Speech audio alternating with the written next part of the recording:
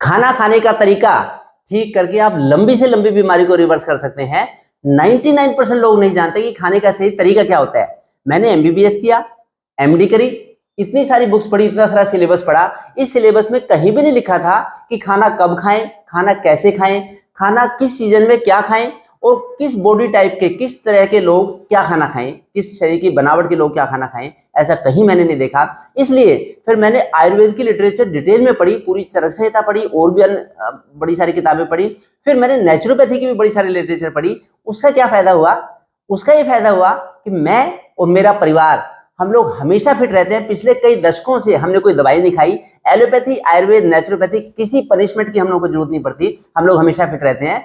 आजकल के समय में बिना दवाइयों के, बिना बीमारी के रहना भी एक चैलेंज है।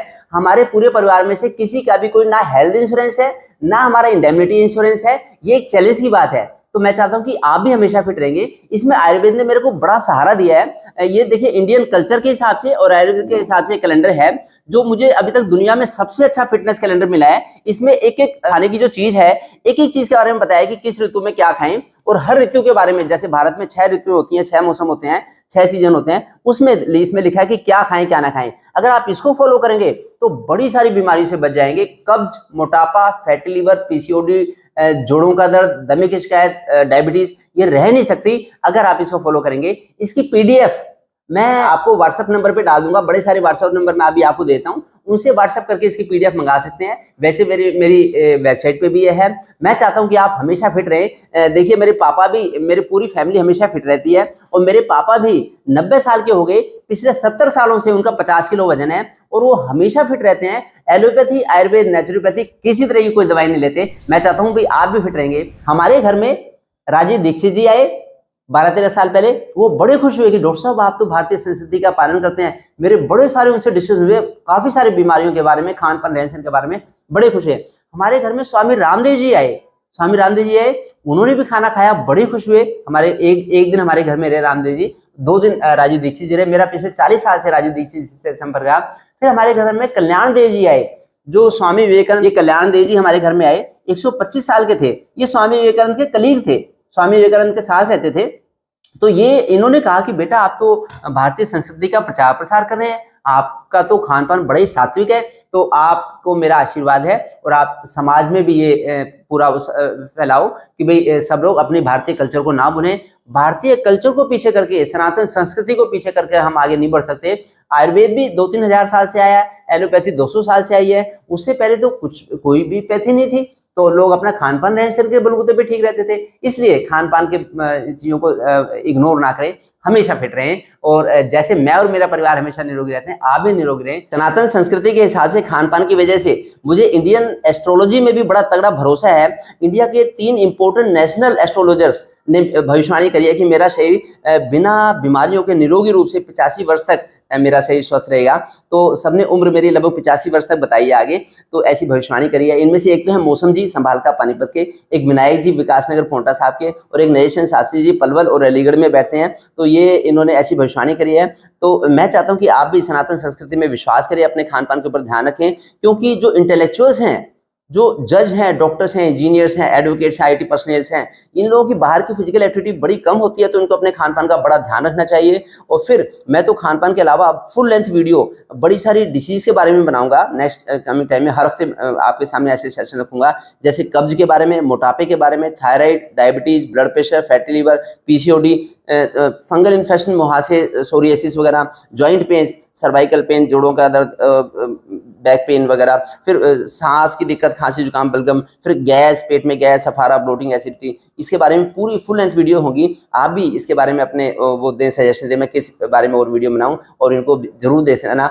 जो मेरी ये वीडियो है बड़ी इंपॉर्टेंट वीडियो है, इसको आप चलते फिरते समय, सैर करते समय, योग करते समय, खाना बनाते समय, ऑफिस में कुछ भी आप काम करें उसमें भी अगर सुनते रहेंगे तो धीरे धीरे करके पूरी वीडियो धीरे धीरे करके आप भी फिर इन चीजों को फॉलो करेंगे और आप भी निरोगी रहेंगे। जब मैं आपको ये पॉइंट्स बताऊंगा, मैं लगभग आपको 20-25 टिप्स दूंगा आज इस सेशन में। मेरे बड़े सारे व्यूअर्स ने रिक्वेस्ट किया कि डॉक्टर साहब आप एक डिटेल वीडियो बनाए खाने के बारे में। मैं आज सब कुछ बता रहा हूं खाने के बारे में, ऑल अबाउट फूड। आपको कोई क्वेरी नहीं रहेंगी। अगर इससे अच्छा कंटेंट कोई भी खाने का मिलता है आपको खाना खाने के बारे में, आप मुझे शेयर करें, मैं भी उसे देखना चाहूंगा। लेकिन ये कंटेंट तो बहुत अच्छा है, पूरे एंड तक आप जुड़े रहना।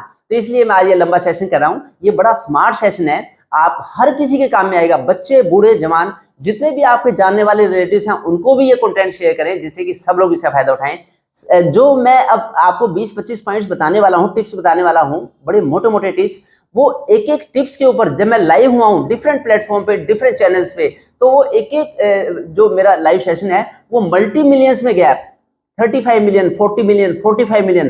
तो एक एक पार्ट को आप बड़ा ध्यान से सुनना, डोंट टेक इट अदरवाइज। तो इसको ध्यान से आप देखना। सबसे पहला पॉइंट है कि किस बीमारी में क्या खाएं क्या ना खाएं। सबसे पहली बात आती है मोटापे की, जो पूरी दुनिया आज परेशान है मोटापे की वजह से। मेरे पास यूएई से फोन आते हैं, मेरे पास लंदन से फोन आते हैं, मेरे पास यूएसए से फोन आते हैं कि डॉक्टर साहब यहाँ तो हर चौथे घर में मोटापा हुआ है। तो मोटापा कम करने के लिए जो खाने में आयुर्वेद की ऐसी रिकमेंडेशन है कि सफेद रंग की चीजों से दूरी बनाएं। चावल, आलू, ज्यादा दूध, ज्यादा दही, ज्यादा चीनी, ज्यादा सफेद नमक, इसके बदले में सिंधा नमक खाएं। अगर ऐसा करेंगे तो मोटापा रह नहीं सकता। दूसरा बड़ा कारण है कि फिजिकल एक्टिविटी अच्छी रहे। जो मैं आपको खाने के पॉइंट्स बता रहा हूं वो शर्तें लागू होती हैं उसके ऊपर। 5 बातें याद रखनी है आपको कि किसी भी बीमारी को रिवर्स करना है, जैसे मोटापा है और भी बीमारियां हैं, तो उसमें 5 बातें ध्यान रखनी है। एक तो खाना सनसेट से पहले खा लें, सूर्य छिपने से पहले खा लें। दूसरा, उसके बाद जरूर वॉक करके आए 3-4 किलोमीटर की। उसके बाद आप रात को जल्दी सोएं, स्क्रीन टाइम कम करें, 10 बजे तक सो जाएं। उसके बाद आपको सुबह 4 बजे उठना पड़ेगा, जो लोग हेल्दी रहना चाहते हैं, फिट रहना चाहते हैं। और फिर आपको 3-4 काम करने हैं सुबह उठ के। एक तो योग करना डेली, जरूर 1 घंटा डेली योग हर कोई करे, वो हमेशा फिट रहेगा, उसका इंश्योरेंस हो जाएगा, बीमारी नहीं होगी, दवाई नहीं खानी पड़ेगी। उसके बाद इंटरमिटेंट फास्टिंग फॉलो करें, 8 घंटे खाना खाएं और 16 घंटे भूखा रहें, फिर कभी बीमार नहीं होंगे। कम से कम शादी के बाद तो हर किसी को इंटरमिटेंट फास्टिंग फॉलो करनी चाहिए। ये मैं बताता हूँ मोटापे के लिए। एक तो हाई क्वालिटी की फिजिकल एक्टिविटी, सुबह शाम 4-4 किलोमीटर की वॉकिंग करके आए। पहले वॉकिंग करना सीखें, उसके बाद में जब आप मालिश करेंगे और योग करेंगे तो आपके अंदर रनिंग की शक्ति आ जाएगी। जो रनिंग करने लग गया उसको मोटापा रह ही नहीं सकता। तो इंटरमिटेंट फास्टिंग फॉलो करें, फाइबर्स वाला खाना खाएं और फिर आपको मोटापा नहीं रहेगा। अब दूसरी बहुत बड़ी महामारी है कब्ज की शिकायत। तो कब्ज की शिकायत को अगर ठीक करना है तो कब्ज की शिकायत ठीक करने के लिए आपको फाइबर्स वाला खाना खाना है। और बेसिकली कब्ज एक माइंडसेट की दिक्कत है, उसमें अपना माइंडसेट ठीक करना होता है, कंफर्ट जोन से बाहर निकलना होता है।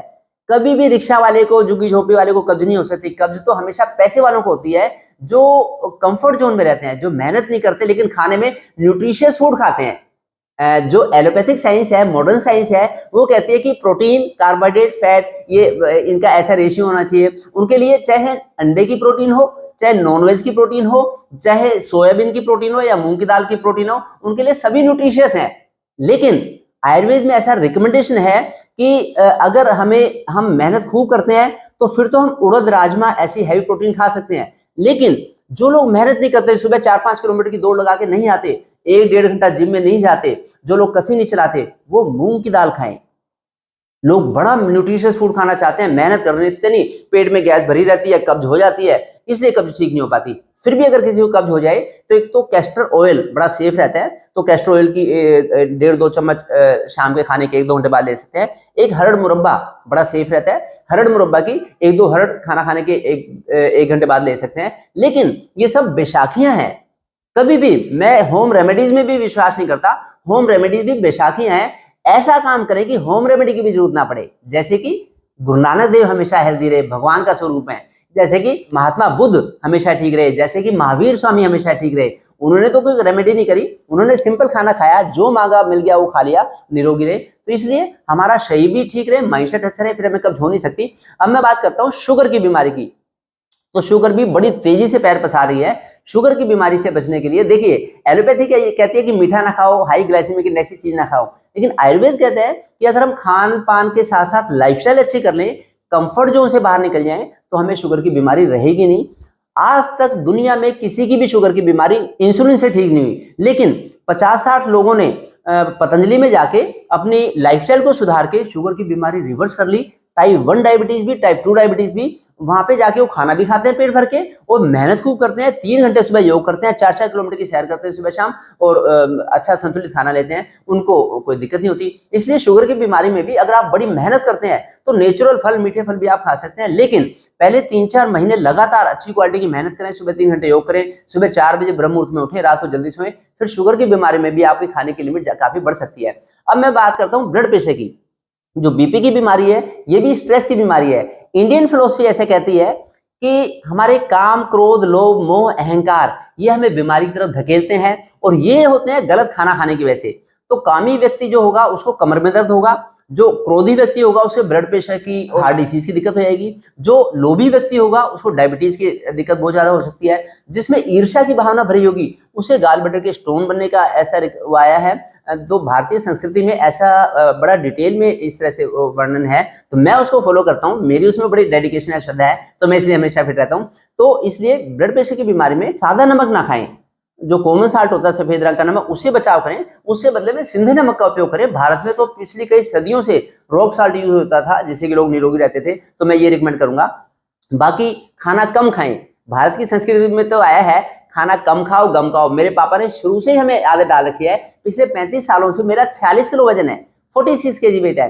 भारतीय संस्कृति की इन चीजों को फॉलो करने से मैं और मेरे परिवार को क्या फायदा मिला मैं वो भी आपको बताऊंगा।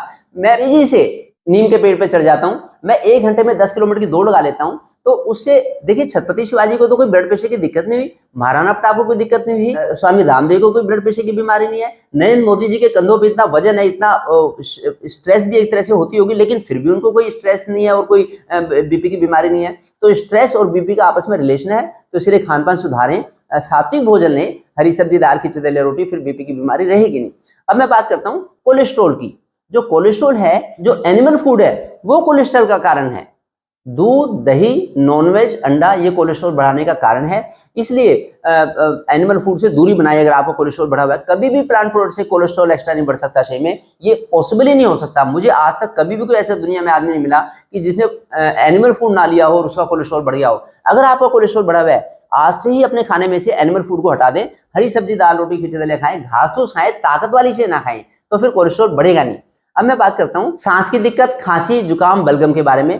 खांसी, जुकाम, बलगम के बारे में रिकमेंडेशन आई है आयुर्वेद में कि वो ठंडी तासी की चीज ना खाएं। चावल है, मूली है, खीरा है, केला है, इनसे दूरी बना के दाल, रोटी, सब्जी, दलिया, खिचड़ी खाएं, तो सांस की दिक्कत से निजात मिल सकती है। उसके बाद मैं बात करता हूँ फैटी लीवर, पीसीओडी, गाल स्टोन और थायराइड। इन सभी के बारे में इनको आयुर्वेद की भाषा में मेद वृद्धि का रोग बताया गया है। तो मेद तब बढ़ती है जब हम सफेद रंग की चीजें खाते हैं, चावल, आलू, ज्यादा दूध, दही, ज्यादा चीनी, सफेद नमक, ये हमारे अंदर मेद की वृद्धि कराता है, हमारे अंदर बॉडी में वाटर रिटेंशन करवाता है। जब बॉडी में extra fat, extra water collect होती है तो उसमें यूरिक एसिड, यूरिया, कोलेस्ट्रॉल आके चिपकने लग जाते हैं। तो इसलिए अगर हम सफेद रंग की चीजों से दूरी बनाएंगे, हरी सब्जी, खिचड़ी, दलिया, दाल, रोटी ऐसा खाना खाएंगे, तो हमें इन सारी दिक्कतों से निजात मिल जाएगी। इसलिए जो भी इन बीमारियों से परेशान हो वो अपने खाने में आज ही अंकुश लगाएं, खाने पीने में ये चीजें कम कर दें। अब मैं बात करता हूँ किडनी की बीमारी के बारे में। जो किडनी के स्टोन्स होते हैं या फिर क्रोनिक किडनी डिसीज होती है, वो लोग हैवी प्रोटीन की चीजों से दूरी बनाएं, राजमा, छोले, पनीर, मटर, सोयाबीन, मूंगफली, इनसे दूरी बनाएं। इससे बदले में हरी सब्जी, खिचड़ी, दलिया, दाल, रोटी, सिंपल खाना खाएं, कम मात्रा में लें, और नमक जो है सिंधे नमक का उपयोग कर लें, तो उनको किडनी की डिसीज निजात मिल सकती है। फिर भी अगर किसी को किडनी की दिक्कत है तो वो गोखरू का काढ़ा ले सकता है। गोखरू ठीक रहता है और क्रोनिक किडनी डिसीज में। और उसके अलावा अगर किसी को पथरी की शिकायत है तो वो पत्थर चट्टा के पत्ते का जूस ले सकते हैं, या फिर कुल्थी की दाल ले सकते हैं, जिससे किडनी की बीमारी से निजात मिल जाए। लेकिन वही 5 पॉइंट जो मैंने बताए थे वो जरूर करने पड़ेंगे। शाम को जल्दी खाना खाना, फिर 3-4 किलोमीटर की वॉक करके आना, रात को जल्दी सोना, सुबह 4 बजे उठ के योग करना। जिसको जो फिट है वो 1 घंटा योग करे, हमेशा फिट रहेगा। जिसको कोई बीमारी है वो 3 घंटे योग करे, सुबह 4 से 7, तो फिर वो उसकी बीमारी रिवर्स हो जाएगी और वो आगे इजीली लाइफ वो करते हैं। अब मैं बताता हूँ एंजाइटी और स्ट्रेस के बारे में। एंजाइटी और स्ट्रेस की अगर मैं बात करूं तो उसके लिए हमारा बासी खाना, बाजार का खाना, जंक फूड जिम्मेदार है। जब तक हम ताजा खाना खाएंगे, हरी सब्जी, दाल, खिचड़ी, दलिया, रोटी, उबला हुआ खाना खाएंगे, फल खाएंगे, सब्जियां खाएंगे, तब हमें एंजाइटी, स्ट्रेस हो ही नहीं सकती। जब हम खाते हैं बेकरी के प्रोडक्ट्स, जब हम खाते हैं कोल्ड ड्रिंक, सॉफ्ट ड्रिंक लेते हैं, जब हम लेते हैं बाजार के बने कैंड फूड, स्टोर्ड फूड, जिसमें प्रिजर्वेटिव्स हैं, कलर्स हैं, फ्लेवर्स हैं, डाइज हैं, तब हमें एंजाइटी स्ट्रेस होती है। बाकी तो एंजाइटी स्ट्रेस एक माइंडसेट की दिक्कत है। अगर हम घर की छत पे झंडा लगाएंगे, अगर हम अपने ऑफिस पे झंडा लगाएंगे, तो लहराते हुए झंडे को देख के हमारी एंजाइटी स्ट्रेस दूर हो जाती है। अगर हम काऊ हगिंग करेंगे तो काऊ हगिंग करने से हमारी एंजाइटी स्ट्रेस दूर होती है। तो इसके लिए इसी का ध्यान रखें। अब मैं बात करता हूँ कैंसर जैसी बीमारी की। कैंसर की अगर बात करें तो कैंसर में भी रॉ फूड अगर लेंगे, कच्चा खाना लेंगे, तो उससे बड़ी जल्दी छुटकारा मिलेगा। अगर हम प्रोसेस्ड फूड लेंगे तो उसमें बड़ी मुश्किल से दिक्कत ठीक होती है। अब मैं बात करता हूँ जोड़ों के दर्द के बारे में। अगर जोड़ों में दर्द है, जैसे घुटनों में दर्द है, शियाटिका है, कमर में दर्द है, L4 L5 में दर्द है, या फिर सर्वाइकल पेन है, तो उसमें आपको वायुवर्धक भोजन नहीं लेना, जैसे मटर, मूंगफली, राजमा, सोयाबीन, छोले, पनीर, जिसको भी आप ताकत की चीज समझते हो वही इसमें दिक्कत करता है। इसके बदले में हरी सब्जी, खिचड़ी दलिया रोटी लें, मूंग की दाल लें, छिलके वाले मूंग की दाल लें, बॉडी की मालिश करें टाइट हाथ से, और सुबह शाम वॉक करें, खूब प्राणायाम करें, अनुलोम विलोम, कपालभाति करें, जोड़ों का दर्द गायब हो जाएगा, रहेगा नहीं। तो ये अगर बातें ध्यान रखेंगे तो इन बीमारियों को रिवर्स करने में हेल्प मिल जाएगी। अब मैं आपको बताता हूँ कि खाने पीने के वो क्या नियम है, क्या कायदे कानून है, जिसको फॉलो करके आप भी हमारे परिवार की तरह से हमेशा फिट रहेंगे, निरोगी रहेंगे। क्योंकि एक MBBS MD डॉक्टर होने के नाते मेरा ये जिम्मेदारी है कि मैं आपको बीमार ना होने के तरीके बताऊं। बीमारी होने के बाद तो डॉक्टर बड़े सारे रिस्ट्रिक्शन लगा देते हैं, ये नहीं खाना, वो नहीं खाना, लेकिन बीमारी से पहले अगर लोग ध्यान रखें कि हमें क्या खाना है, क्या नहीं खाना, तो नौबत ही नहीं आएगी। जो लोग 10, 20, 30 सालों तक गलतियां करते हैं, उल्टा सीधा खाते हैं, कोई खाने के नियमों को फॉलो नहीं करते, वो आगे बीमारी भुगतनी पड़ती है, जिससे कि वो खुद भी एक बोझा बन जाते हैं, उनकी जिंदगी खुद के लिए बोझा बन जाती है और समाज के लिए भी वो बोझा बन जाते हैं। इसलिए भारत की बड़ी सारी GDP, बहुत सारी GDP सारी इसमें वेस्ट हो रही है, दवाइयों में वेस्ट हो रही है। इसलिए उसे बचाने के लिए आप भी इन चीजों को फॉलो करें। अब मैं सबसे पहले बताता हूं किस मौसम में क्या खाएं, क्या ना खाएं। तो उसकी अगर मैं बात करूं तो भारत में 6 ऋतुएं होती हैं। ये ऋतुओं का कैलेंडर है, बड़ा अच्छा कैलेंडर है, इसमें डिटेल में दिया हुआ है। मैं इसकी PDF आपके लिए इसको PDF डाउनलोड करने के लिए मैं आपको 5-6 नंबर दे दूंगा, WhatsApp नंबर, आप उसे WhatsApp करें, आपको PDF मिल जाएगी, जिससे कि आपको फायदा मिलेगा। तो इसमें एक एक ऋतु के बारे में डिटेल है क्या। अब मैं आपको बात करता हूं कि किस बॉडी टाइप के लोग, किस बनावट के लोग, किस प्रकृति के लोग क्या खाएं, क्या ना खाएं। तो वात, पित्त, कफ, 3 तरह की प्रकृति होती है। इन प्रकृतियों में अपने खान पान का आपको ध्यान रखना है। जो वायु की प्रकृति जिसकी है, वात प्रकृति है, जैसे कि किसी को जोड़ों में दर्द है या फिर शियाटिका इस तरह से है, घुटनों में दर्द है, तो वो लोग वायुवर्धक भोजन ना लें, राजमा, छोले, पनीर, मटर, मूंगफली ना लें, हरी सब्जी, दाल रोटी खाएं। जिनकी पित्त प्रकृति है, जिनको मुहासे होते हैं, जिनको ब्लीडिंग होती है, नाक में से ब्लीडिंग हो गई, मेंस्ट्रुअल ओवर ब्लीडिंग हो गई, या पाइल्स की ब्लीडिंग हो गई, या फिर जिनको एसिडिटी होती है, जलन होती है, तो वो लोग मसाले वाली चीजें ना खाएं, मिर्च मसाले की तली चीजें ना खाएं। इसके बदले में हरी सब्जी, दाल, खिचड़ी दलिया रोटी खाएं। इसके अलावा जो कफ प्रकृति के लोग हैं, जैसे कि मोटापा, थायराइड, खांसी, जुकाम, बलगम, pneumonia, nasal polyp, fatty liver, PCOD, इस तरह के लोग, कफ प्रकृति के लोग, खाने में सफेद रंग की चीजों से दूरी बनाएं। चावल, आलू, दूध, दही, चीनी, नमक, मैदा, ट्रांसफैट और सफेद रंग का नमक ना लेके सिंधा नमक लें। तो अगर ऐसा ध्यान रखेंगे तो आपके कफ रोग रहेंगे नहीं, उससे बड़ी दिक्कत। तो इसलिए अपनी प्रकृति को पहचान के खाना खाएं। अगर आपको अपनी प्रकृति का नहीं पता तो इंटरनेट पे से देख के पॉइंट, प्रकृति के पॉइंट देख के आपको पता लग जाएगा, या फिर पतंजलि के वैद्य हर जिले में होते हैं, तो हर जिले या किसी भी आयुर्वेद वैद्य को दिखा लें या पतंजलि के वैद्य को दिखा लें, उनको देख के अपनी प्रकृति, उनको दिखा के अपनी प्रकृति को समझ लें और फिर उस हिसाब से खान पान रखेंगे तो बड़ी सारी बीमारियां रिवर्स हो जाएंगी। अब मैं आपको बात करता हूँ, बताता हूँ किस उम्र के लोग क्या खाएं, क्या ना खाएं। देखिए, जो लोग जवान हैं, जो लोग सुबह दौड़ लगा के आते हैं, जिम में जाते हैं, वो अच्छा पेट भर के खाना खा सकते हैं। लेकिन बच्चे और बुजुर्ग, ये लोग अपनी शारीरिक श्रम के हिसाब से खाना खाएं।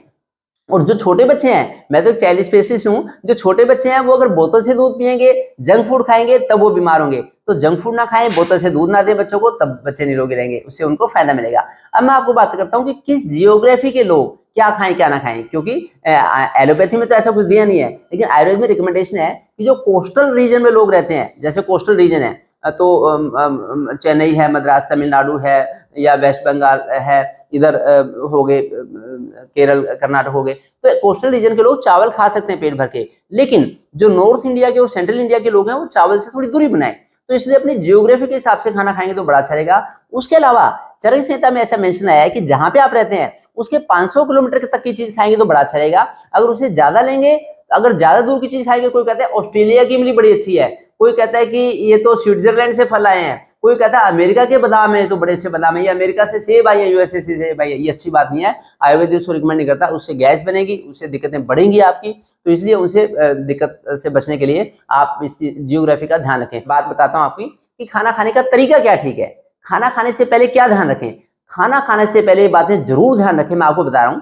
पहली बात तो ढीले ढाले कपड़े पहन के खाना खाएं, हो सके तो जहां पे पॉसिबल है। फिर जूते जराब निकाल के फिर खाना खाएं हल्के कपड़ों में। फिर जमीन पे चटाई बिछा के, आसन बिठा के उस पर बैठ के खाना खाएंगे तो आपका सोलर प्लेक्सस, जो डाइजेस्टिव प्लेक्सस है, जो मणिपुर चक्र है, वो जागृत रहेगा, उससे आप बीमार नहीं होंगे, बड़े फिट रहेंगे।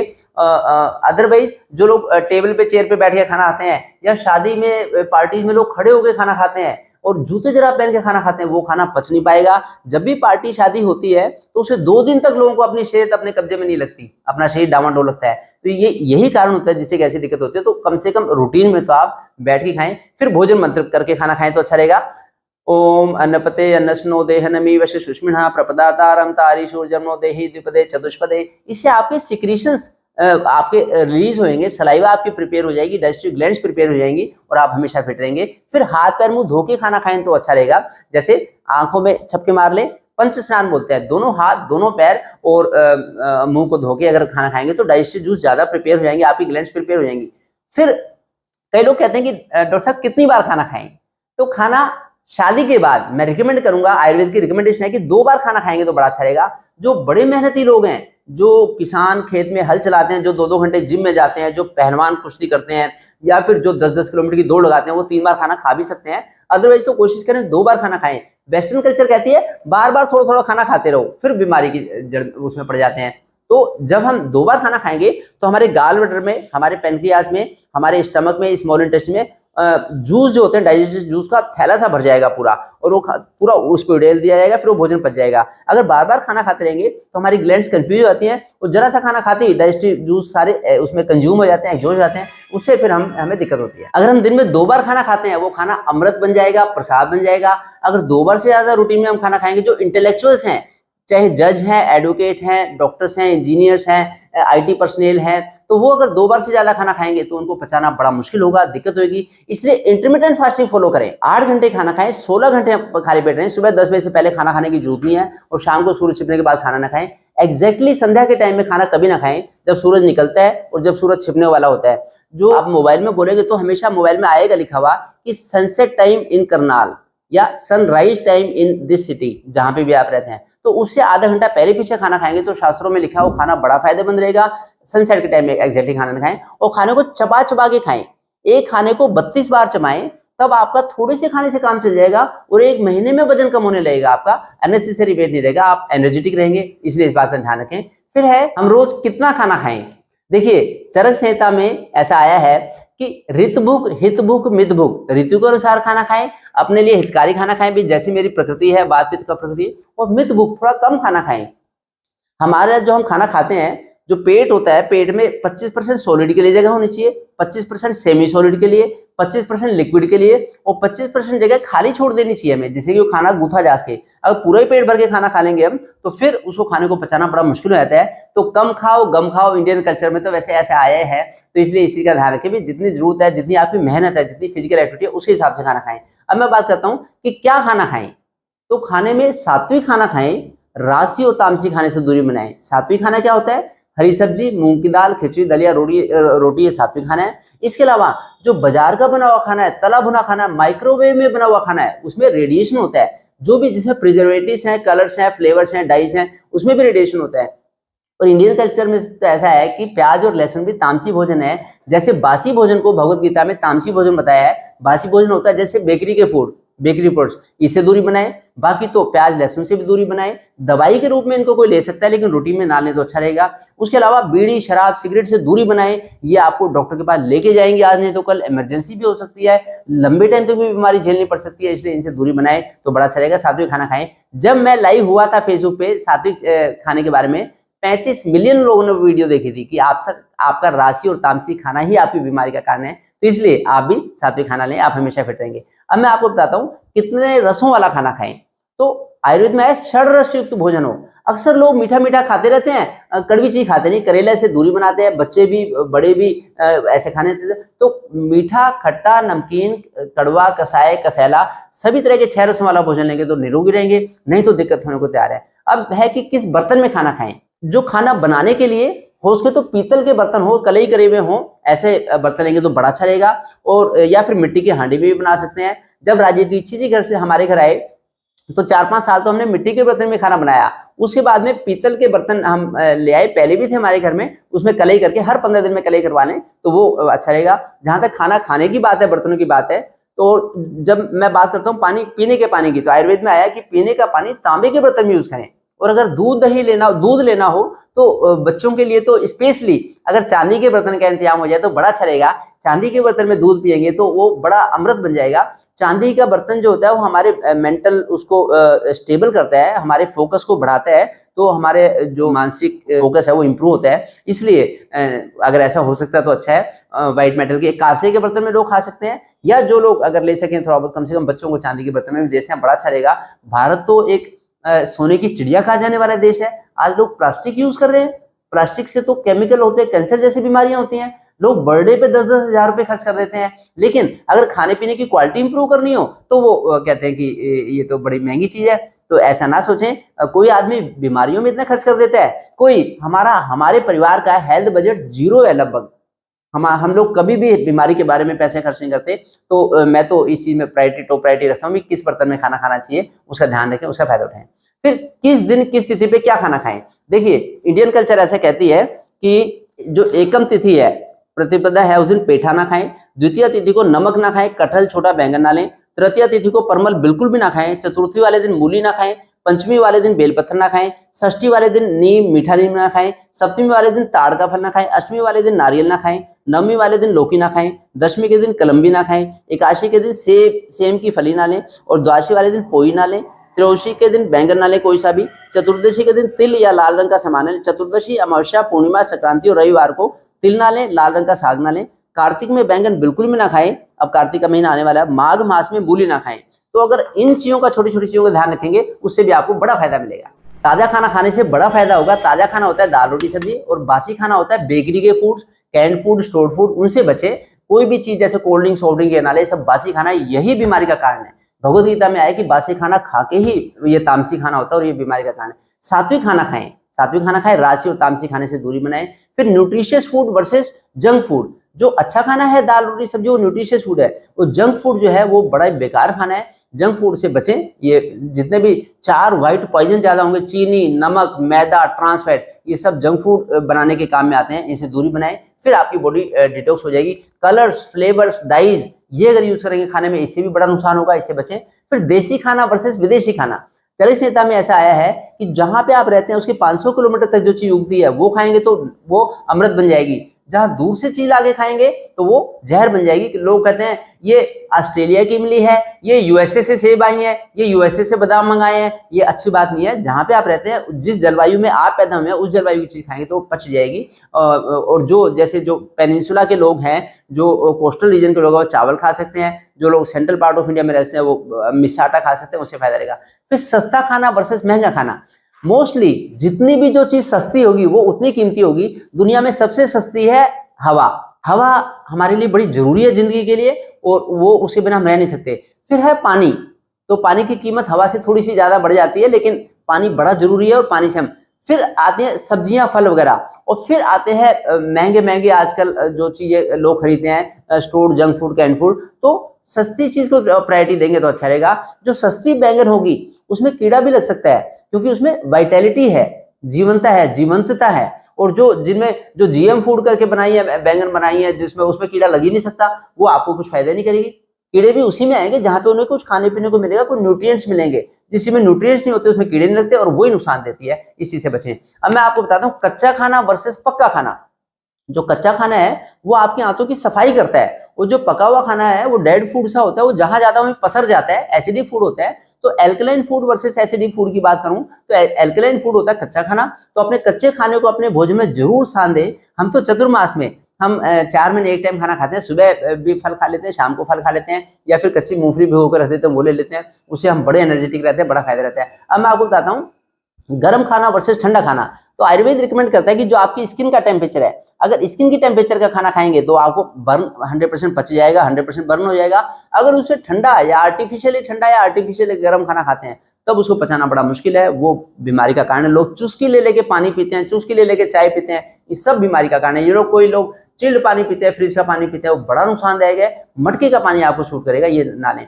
फिर हल्का सुपाच्य खाना वर्सेस ताकत वाला खाना।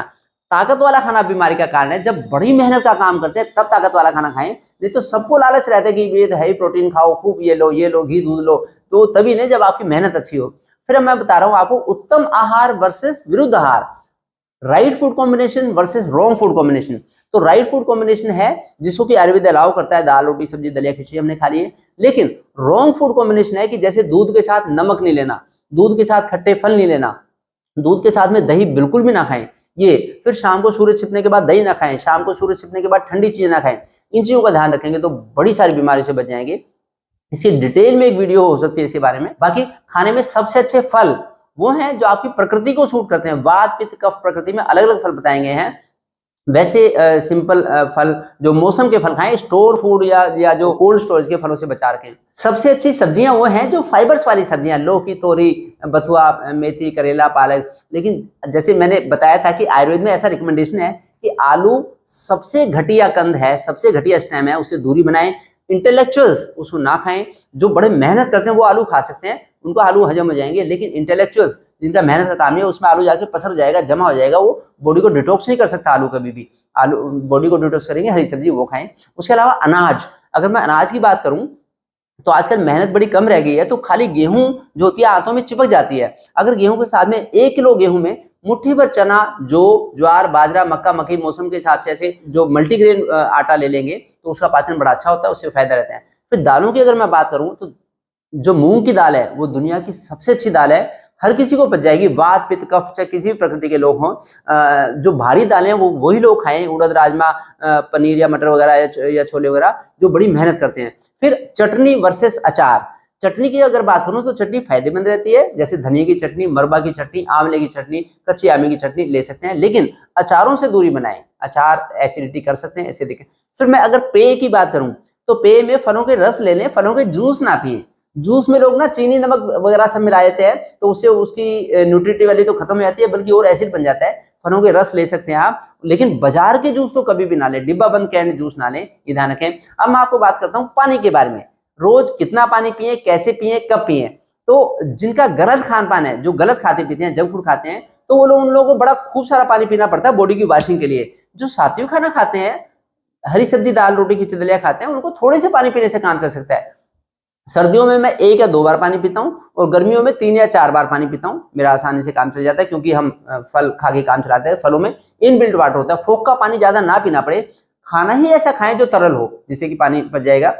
फिर पानी को चबा चबा के पिए, धीरे धीरे करके एक एक पानी को लार के साथ मिला मिला के धीरे धीरे पिए, जल्दी भी ना पिए। कई लोग ऐसे मुंह में लगाते पी लेते, ऐसे ना पिए।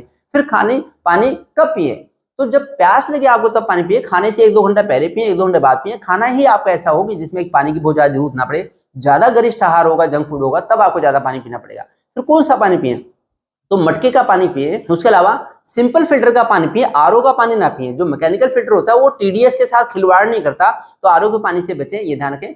फिर गर्म पानी वर्सेस ठंडा पानी।